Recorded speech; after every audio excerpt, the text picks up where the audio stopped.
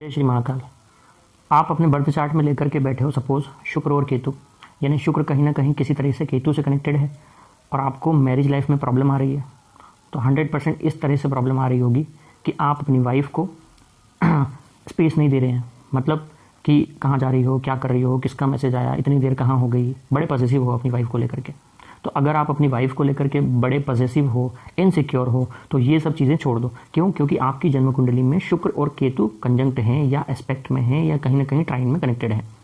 तो ये प्रॉब्लम किसकी वजह से आ रही है आपको? कौन सा प्लानेट दे रहा है? केतु दे रहा है। क्योंकि केतु क्या चाहता है? केतु चाहता है कि भैया छोड़ दो, जाने दो, सिंपल रहो, बांध के मत रखो, फ्री करो। लेकिन आपने क्या कर रखा है? बांध के रख रखा है। आपने राहु के एट्रीब्यूट्स ले रखे हैं खुद के अंदर, क्योंकि ये सारे एट्रीब्यूट्स किसके हैं? राहु के हैं।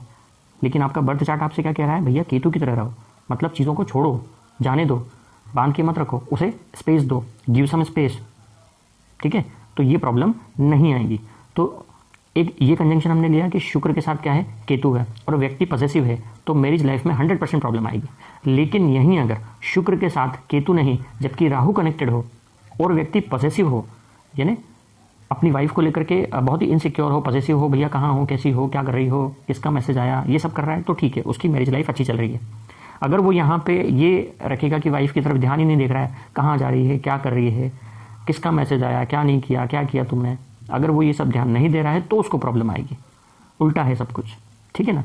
तो क्या बताया, मैं फिर से रिपीट करता हूँ, अगर शुक्र के साथ केतु है और ये व्यक्ति पॉसेसिव है, इनसिक्योर है वाइफ को लेकर के, तो इसकी लाइफ में प्रॉब्लम आएगी। इसको छोड़ना पड़ेगी, ये सब चीज़ें कहीं नहीं जाएगी वो आपकी वाइफ, नहीं तो इस बिहेवियर की वजह से वो आपको छोड़ के चली जाएगी। और फिर अगर आप उसके पीछे पड़े कि नहीं तुम वापस आ जाओ, वापस आ जाओ, क्या हुआ, ठीक है, कभी नहीं आने वाली है, आपको छोड़ना पड़ेगा। अगर चली गई है सपोज, तो फिर उसको, ठीक है चली गई हो, ठीक है, कोई दिक्कत नहीं है, कुछ मत बोलो, मत पीछे पड़ो, अपने आप आ जाएगी, 1 से 1.5 महीने के अंदर वापस आ जाएगी। अगर तुमने बिल्कुल छोड़ दिया है, बिल्कुल फ्री छोड़ दिया, कोई कॉल नहीं, कुछ नहीं, कोई मैसेज नहीं अपनी साइड से, ठीक है, बिल्कुल फ्री छोड़ दो, 1 से 1.5 महीने में फिर से वापस आ जाएगी वो आपके पास में। क्योंकि केतु है भैया, केतु से रिलेटेड चीज़ों को जितना छोड़ो वो उतना ही आपके पीछे आएगा, है ना। तो अगर आप चाहते हो तो ऐसा करो। और अगर राहु कनेक्टेड है, मैंने कहा अगर राहु कंजंक्टेड है, तो फिर आपको पूरा ध्यान देना पड़ेगा अपनी वाइफ के ऊपर, सब कुछ अटेंशन रखना पड़ेगा, क्योंकि राहु क्या चाहता है? अटेंशन चाहता है, ठीक है। तो आपको पूरा अटेंशन देना पड़ेगा। अगर आपने अटेंशन नहीं दी तो फिर प्रॉब्लम आएगी मैरिज लाइफ में, ठीक है ना। तो एक तरफ अगर राहु है शुक्र के साथ में कंजंक्ट या कनेक्टेड किसी न किसी तरीके से, तो आपको पूरा फोकस रखना है, पूरा अटेंशन देना है। और अगर शुक्र के साथ केतु कनेक्टेड है, तो आपको कोई अटेंशन नहीं देना है, कोई ध्यान नहीं देना है, उसको उसका स्पेस देना है, ठीक है, पीछे नहीं पड़ना है, नहीं तो फिर प्रॉब्लम आएगी। तो ये मैंने एक मेल चार्ट के अकॉर्डिंगली बताया, यानी किसी की पुरुष की जन्म कुंडली में अगर ये सब चीज़ें हो तो। वहीं अगर किसी स्त्री की जन्म कुंडली में ये सब चीज़ें हैं, महिला की, तो मंगल देखना होगा कि मंगल के साथ केतु है क्या, या मंगल के साथ राहु है क्या। मंगल के साथ अगर केतु है और वो जो फीमेल है अगर अपने पति को बिल्कुल कैसे रखती है कि भाई कहाँ जा रहे हो, क्या कर रहे हो, बताओ तुम कहाँ पर हो, कब तक आओगे, किसका मैसेज है, किसका कॉल है, किससे बात कर रहे थे, ये सब करेगी, तो भैया फिर प्रॉब्लम आएगी, 100% आएगी लाइफ में प्रॉब्लम।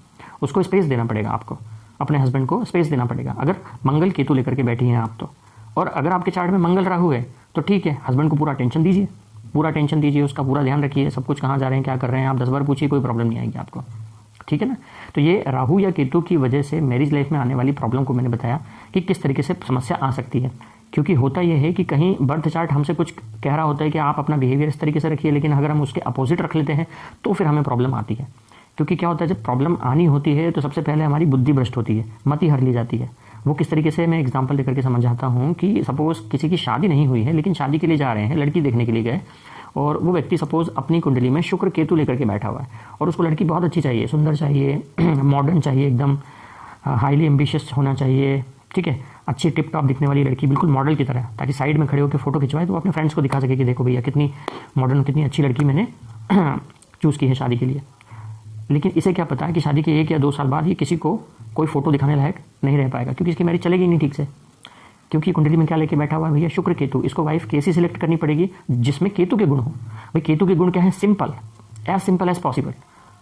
केतु है लेट गो, छोड़ो, जाने दो, मतलब ऐसी लड़की जो एकदम सिंपल हो, जिसको मॉडर्नाइजेशन क्या होता है ये कुछ नहीं पता हो, जो आध्यात्मिक हो, ठीक है, क्योंकि केतु क्या है? अध्यात्म है, केतु मोक्ष है, केतु कहता है let go, give some space, ठीक है।